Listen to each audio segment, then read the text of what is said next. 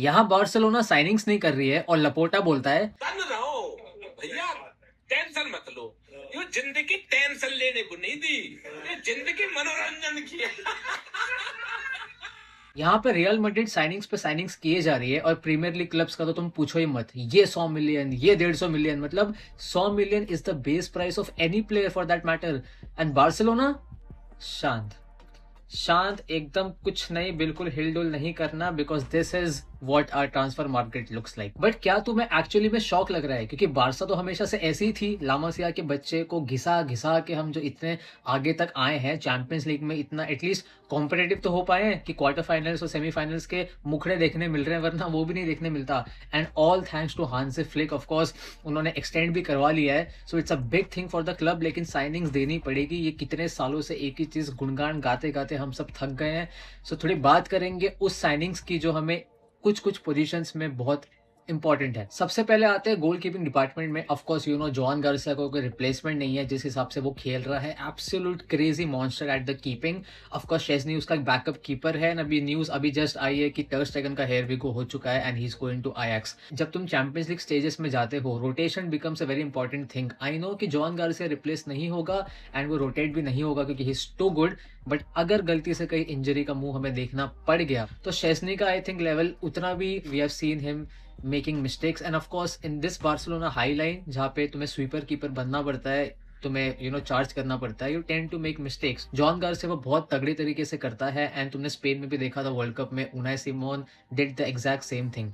So I think अगर एक young goalkeeper होगा विद शेज़नी तो आई थिंक वो ग्रूम कर सकता है and as a backup keeper he could also be a good option, because मुझे लग नहीं रहा है कि शेज़नी कुछ ज्यादा दिन तक रुकेगा बारसा में। शेज़नी पे कंप्लीटली रिलाई करना मींस कि तुम एक्सपेक्टेशन छोड़ दो कि हम उस लेवल पे compete कर पाएंगे, क्योंकि जॉन गार्सिया और शेज़नी पे फर्क है। आई होप कि जॉन गार्सिया पूरे सीजन फिट रहे। अब आते हैं राइट बैक पे, जूल्स कुंडे और एरिक गार्सिया। मैं एरिक गार्सिया का नाम इसलिए ले रहा हूँ क्योंकि हम सबने देखा है कि राइट बैक पे Eric Garcia is crazy good.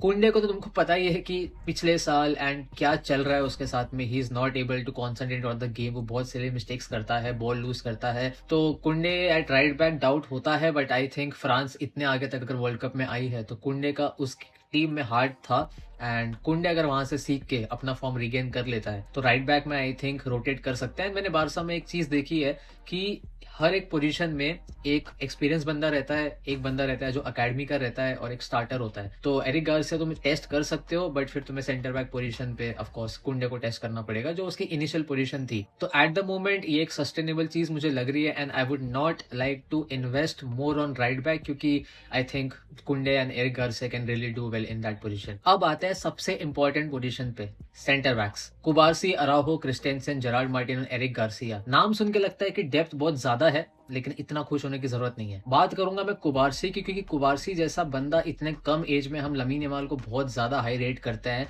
लेकिन तुमको डिफेंडर्स की बात करनी पड़ेगी यार। Come on, Cubarsi at this age वो फाड़ रहा है, उसकी इंटेलिजेंस, मैंने कुबार्सी पे वीडियो भी बना के रखा हुआ है, कुबार्सी कहाँ से आया, द स्टोरी ऑफ कुबार्सी, तुम जाके देख सकते हो।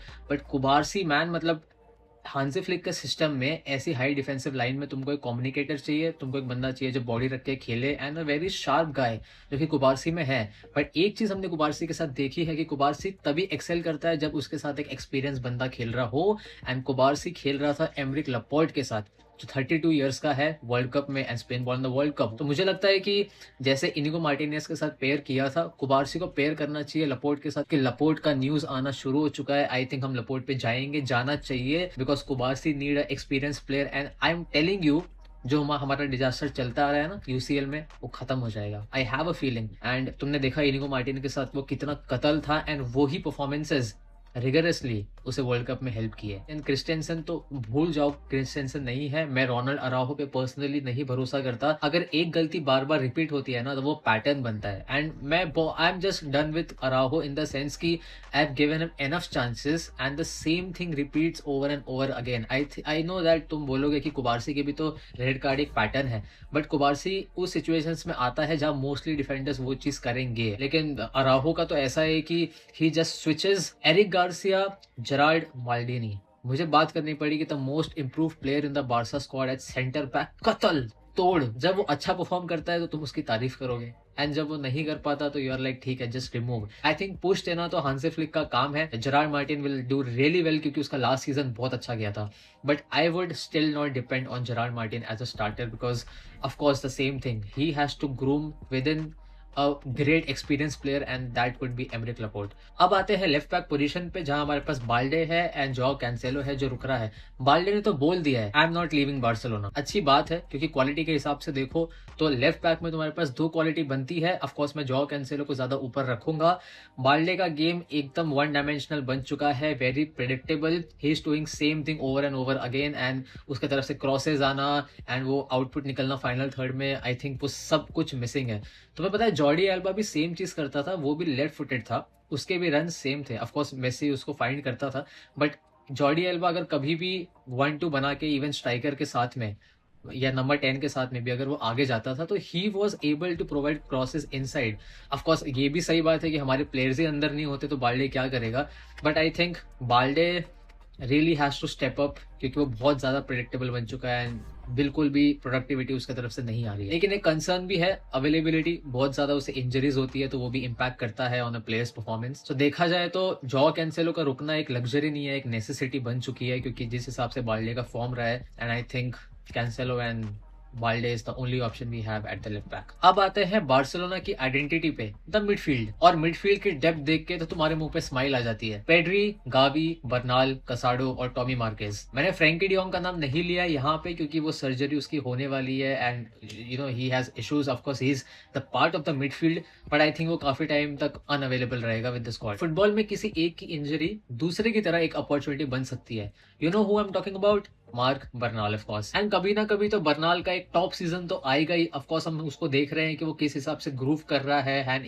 You know he is a kind of player जो तुम अगर अकेला पिवट में छोड़ दो तो वो संभाल लेगा। Hansi Flick is a perfect manager तो उसे आउटपुट निकलवा सकता है। सो अगर तुम मिडफील्ड ऑप्शंस देखो तो ऑलमो क्या निकल के आया है। I think one of the best players after Rodri midfield में for Spain. Chance creation and वो गैप्स ढूंढना, vertical passes, in behind runs, मेरे को लगता है वो सब कर सकता है। तो आई थिंक फर्मिन भी अभी लौट आया है ट्रेनिंग में, तो मिडफील्ड की तो कमी नहीं है बारसा में। तो मैं बस एक अगर फ्री में मिल जाता है तो एक तोड़ फोड़ डीएम लाने की कोशिश करूंगा क्योंकि गावी भी कई बार इंजर्ड रहता है, गावी का फॉर्म में भी आने में टाइम लगेगा।